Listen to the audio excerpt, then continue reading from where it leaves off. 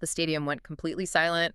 And then the atmosphere shifted in a way that Madison Square Garden just hadn't felt in decades. Oh yeah, millions of you watch in absolute disbelief. Picture the scene. It is Game 3 of the 2026 NBA Finals, the absolute mecca of basketball. Night.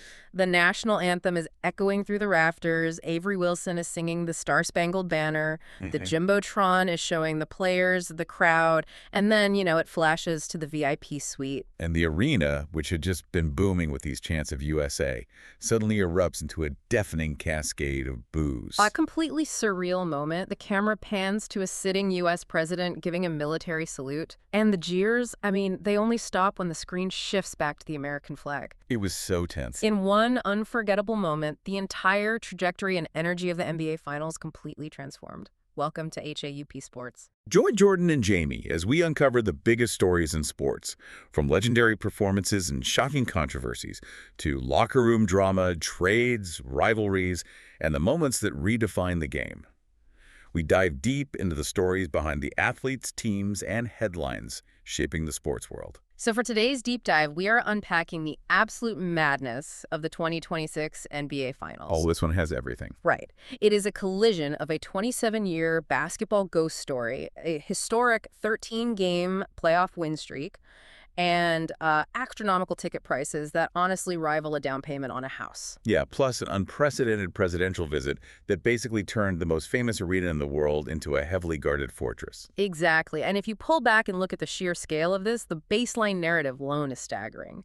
Heading into this series, the bold headline dominating every sports page was this: the New York Knicks were on the verge of a sweep. Riding the third longest postseason winning streak in NBA history, 13 consecutive games. Which is insane. For context, the only teams to ever push a streak further in a single postseason were the 2017 Golden State Warriors, who hit 15, and the 1999 San Antonio Spurs, who hit 12. And that 1999 Spurs team is exactly what makes this a ghost story. Right. Because that is the exact team that beat the Knicks in their last finals appearance, 27 long years ago. A lifetime for sports fans. Literally.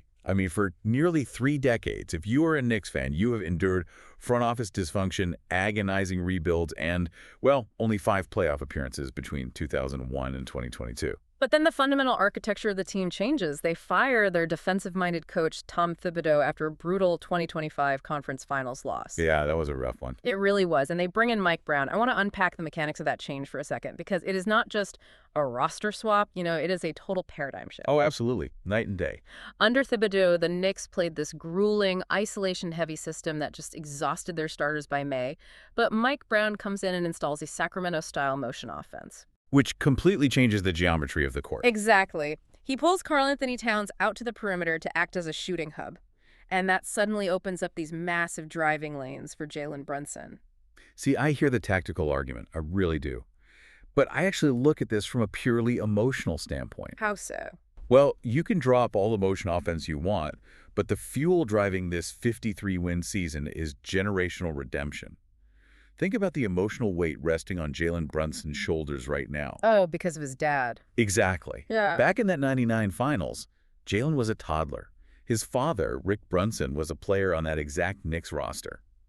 And now, Rick is an assistant coach watching his son try to slay the dragon that defeated him 27 years ago. That is wild to think about. Right. That isn't just a spacing adjustment. That is a destiny narrative. And they ran headfirst into a San Antonio Spurs team that was, frankly, executing a youth movement at a level we have rarely seen in the history of the league. Let's talk about the anatomy of that Spurs team, because calling them young just doesn't quite capture the anomaly of their roster. Not at all. They are the second youngest team to ever reach the NBA Finals, averaging just over 25 years old. Wow. They execute a staggering 40-game turnaround over 2 seasons. Legendary coach Greg Popovich steps down early in the year due to health concerns. Mitch Johnson takes the reins. And then you have 22-year-old French phenom Victor Wembanyama, becoming the youngest unanimous defensive player of the year. Just incredible. It is a fascinating roster build, but when you put that youthful roster into the pressure cooker of games 1 and 2 in San Antonio, the gears really started to grind. They didn't just grind, they completely jammed up in the final seconds of game 2. Put yourself in the shoes of a Spurs fan watching this unfold. It was painful. So painful. You rally furiously in the fourth quarter. You were down 14 points, and you somehow claw back to tie the game at 104 with 39 seconds left. The momentum shift was huge. Massive. Wembanyama grabs a crucial rebound with 9.5 seconds on the clock. The entire arena is on its feet. Wembanyama tries to push the pace, throwing an outlet pass up the floor to rookie Stephon Castle. Right, but Castle isn't looking. Exactly. Castle is sprinting up the court with his back turned. It is a catastrophic miscommunication. Brunson scoops the turnover. Wembanyama instantly fouls him. Brunson hits the go-ahead free throw, and the Knicks win 105-104. They became only the third team in history to win the first two finals games on the road. Just the sheer agony of watching a 22-year-old superstar crumble under the immense historical pressure of a 53-year New York championship drought. It is devastating. So I am going to stop you right there because I don't really buy the crumbling under pressure narrative at all. You don't? Not at all. When you break down the tape of those final 9.5 seconds, it wasn't fear or the weight of history that caused that turnover. It was a purely mechanical, cognitive overload. Okay, explain that. Well, Wembanyama throwing that pass to a player not looking is like hitting send on a high-stakes email and realizing mid-click you attached the wrong file. Oh, man. We've all been there. Right.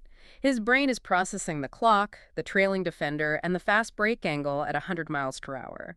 By the time he calculates the optimal pass, the physics are already in motion, but his teammate's route has changed. So it's an execution error. Exactly. It's an execution error, not a psychological collapse. Look, regardless of whether it was a mechanical glitch or a panic attack, the result was a soaring, almost terrifying realization for Knicks fans that this championship was actually within reach. Oh, they were so ready. You have everyday fans liquidating their savings accounts.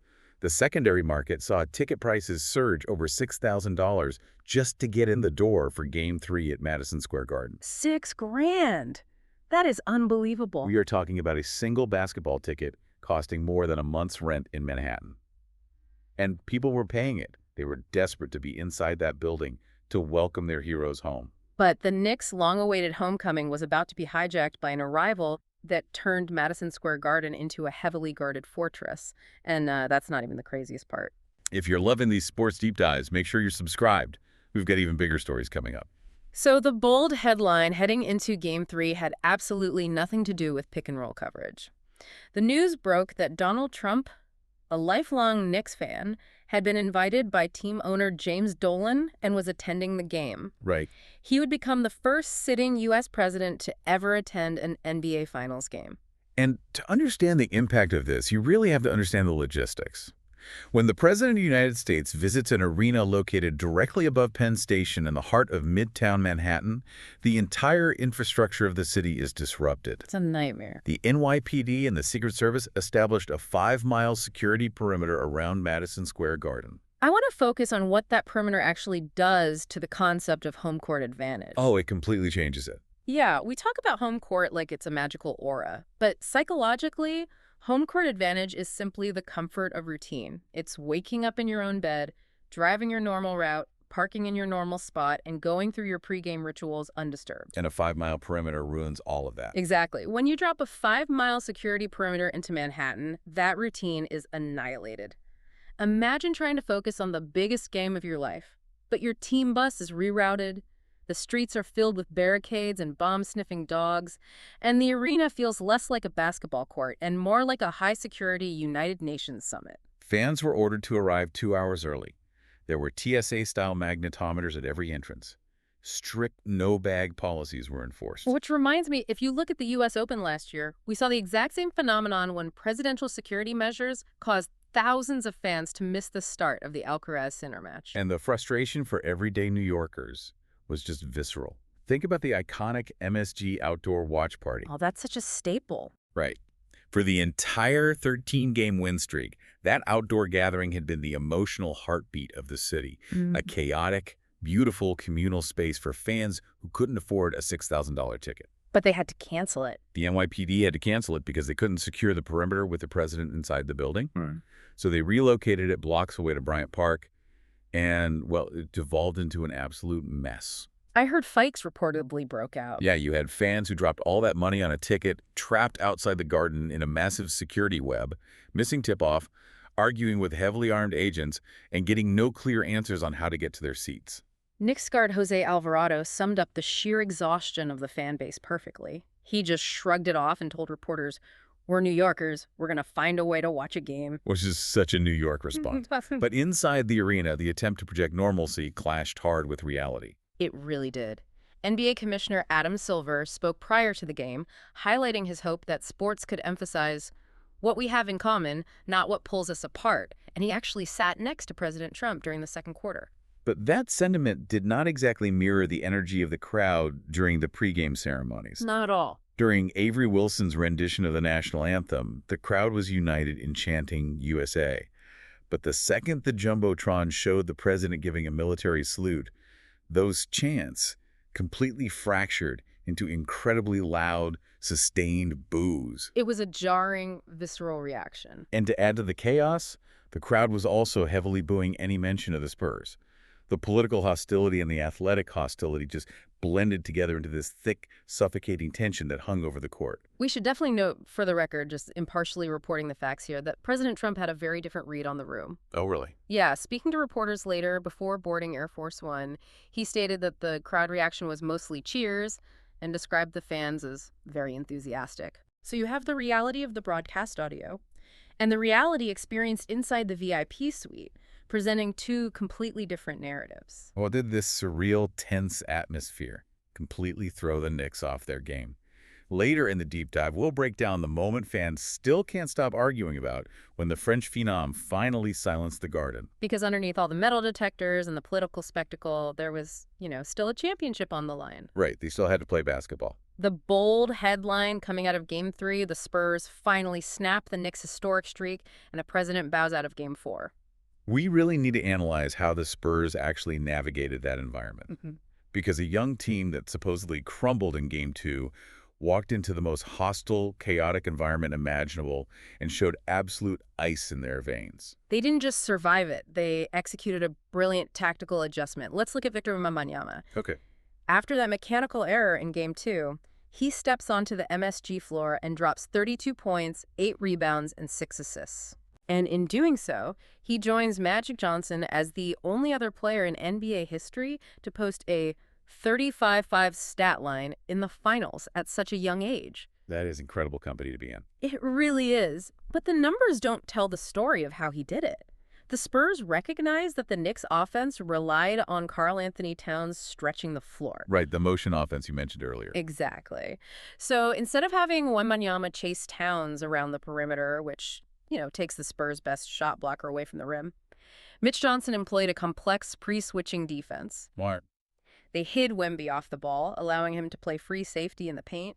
It completely short-circuited Mike Brown's spacing. And you could physically see the frustration boiling over for the Knicks as those driving lanes vanished. I mean, the game became incredibly chippy. Very physical. Early in the first quarter, Wembanyama and Brunson get tangled on a screen, and Wembanyama overtly shoves the back of Brunson's head. And no foul is called. No foul is called. Brunson just stands up and glares at him. Later, right before a timeout, Josh Hart kicks and shoves Spurs center Luke Cornett after a fast break layup. The Garden crowd was losing its mind at that point. Oh, the chants of "refs, you suck" were deafening, especially in the fourth quarter when the Knicks were whistled for 3 fouls in the first 64 seconds. It was just a brutal, ugly game of attrition. The Knicks actually commanded the second quarter, outscoring the Spurs 42-24. They went into halftime up 64-57. But then the adjustments kicked in. Yeah. Because of those defensive adjustments by San Antonio, the Knicks' offense completely stalled in the fourth quarter. If you take Brunson out of the equation, the rest of the Knicks roster shot an abysmal 3 for 20 from the field in the final period. 3 for 20. That is terrible. Karl Anthony Towns was totally neutralized, scoring only 11 points. And those 20 missed shots weren't just bad luck. They were contested, late-clock desperation heaves because the Spurs had choked off all the passing lanes. And then Stephen Castle steps up and hits crucial late free throws. De'Aaron Fox nails a clutch mid-range jumper with 12 seconds left, and the Spurs steal Game 3, 115-111. And when you listen to Wembanyama's post-game press conference, it gives you chills. What did he say? A reporter asked him how he dealt with the overwhelming hostility of the crowd and the bizarre energy in the building. He just calmly looked at the microphone and said, "At home, it really feels like playing 6 against 5. Here, it feels like 5 against 6. It really shows what teams are made of." That is an incredible mindset for a 22-year-old. He fundamentally reframed the hostile environment. Instead of seeing the crowd noise as a weapon against him, he viewed it as an absence of a safety net for the Knicks. Exactly. But the chessboard was about to be flipped again. Shortly after the game, ESPN's senior NBA insider Shams Charania reports that President Trump will not attend Game 4 due to scheduling conflicts. Huge news for the city. Instantly, the logistical siege of Madison Square Garden ends. The arena announces a return to normal operations, and the beloved outdoor watch party is officially reinstated. The psychological whiplash for the fans online was hilarious to watch in real time. If you venture into the Spurs subreddit, our NBA Spurs, the fan base was practically throwing a parade. Oh, I bet. They were joking that a political curse had been lifted. There were highly upvoted threads making fun of the fact that the president allegedly fell asleep during the third quarter. One fan commented, "Watch the majority of the game. That's what we're calling falling asleep in the third quarter now." Which is an amazing observation, considering the third quarter was an absolute dogfight where the Spurs took a 92-91 lead heading into the fourth. Right. But if you look past the jokes, there is a very real psychological relief among San Antonio fans. They survived the chaos. They felt the disrupted environment maybe leveled the playing field, neutralizing the Knicks' home court advantage, but they absolutely did not want to test that theory twice. And for Knicks fans, the emotion is entirely different. Yes, they get their city back. They get their watch party back. But beneath that relief is a creeping, undeniable terror. The streak is over. Their historic 13-game win streak is dead. The young, terrifying Spurs have figured out how to solve their offense. History is glaring down at them. No NBA team has ever lost the first 2 games of the finals at home and managed to come back and win the championship. The Knicks still hold a 2-1 lead, but the momentum in the building feels dangerously close to slipping through their fingers. What happens next completely changes the narrative for Game 4. The circus is leaving town, leaving just the basketball.